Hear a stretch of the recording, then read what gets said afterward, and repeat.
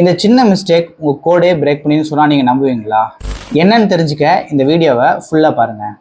இந்த வீடியோவில் எதை பற்றி பார்க்க போகிறோம் அப்படின்னா, பாஸ் பை வேல்யூனா என்ன, பாஸ் பை ரெஃபரன்ஸ்னா என்ன அப்படின்றத பற்றி பார்க்க போகிறோம். பாஸ் பை வேல்யூனா என்ன அப்படிங்கிறத ஃபர்ஸ்ட் பார்ப்போம். இப்போது நான் லெட் ஏ ஈக்குவல் டு 10ன்னு அசைன் பண்ணுறேன், let B equal to A அப்படின்னு அசைன் பண்ணுறேன், திருப்பி பி ஈக்குவல் டு 20 அப்படின்னு நான் அசைன் பண்ணுறேன்.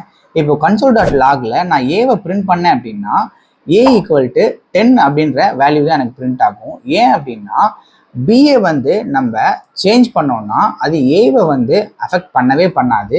இதை தான் நம்ம பாஸ் பை வேல்யூன்னு சொல்கிறோம்.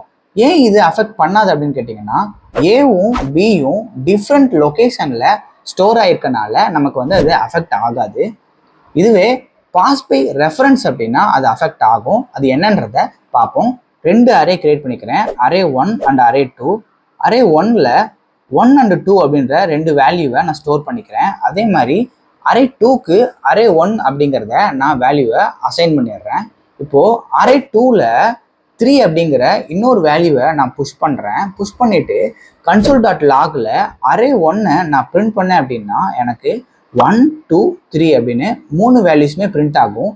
எப்படி அப்படின்னு கேட்டிங்கன்னா, இந்த அரே 1ம் அரே 2ம் ரெண்டுமே சேம் மெமரி லொக்கேஷனை பாயிண்ட் பண்ணி ஸ்டோர் ஆகிருக்கும். ஸோ இதனால தான் அரே 2ல நம்ம எந்த வேல்யூ இன்செர்ட் பண்ணாலும் அது அரே 1ஐயும் அஃபெக்ட் பண்ணுது. ஏன்னா இது வந்து நம்ம வேல்யூஸை காப்பி பண்ணல, நம்ம ரெஃபரன்ஸாக எடுத்து நம்ம அதை சேஞ்ச் பண்ணுறதுனால அரே 1ஐயும் அது அஃபெக்ட் பண்ணியிருக்கு. ஸோ இதுதான் நம்ம பாஸ் பை ரெஃபரன்ஸ் அப்படின்னு சொல்கிறோம். இப்போ இதில் உங்களுக்கு பாஸ் பை வேல்யூனா என்ன, பாஸ் பை ரெஃபரன்ஸ்னா என்ன அப்படின்றத கிளியராக புரிஞ்சிருக்கும். So follow for more videos like this. Thank you so much.